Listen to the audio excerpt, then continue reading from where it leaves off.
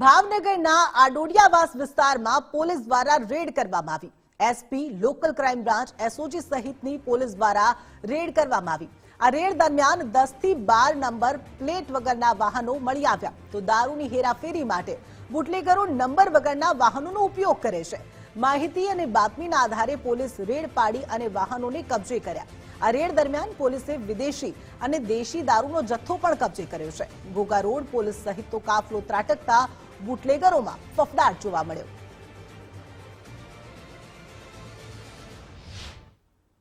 વિસ્તારમાં આવેલા આડોડિયાવાસની surprise checking હાથ ધરવામાં આવેલું હતું।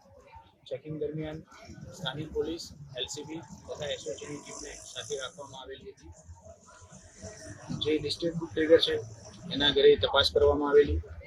અમુક જગ્યાએથી ઇંગ્લિશ દારૂ મળી આવેલ છે, જેની કાર્યવાહી ચાલુ છે। 3 થી 4 વ્યક્તિઓ દારૂ પીધેલી હાલતમાં મળી આવેલા છે, જે લોકોની વિરુદ્ધ પણ કાયદેસરની કાર્યવાહી હાથ ધરવામાં આવી છે। કે આડોડિયાવાસ વિસ્તારમાં નંબર પ્લેટ વગરના ઘણા બધા ટુ વ્હીલર વાહનો ફરી રહ્યા છે એવી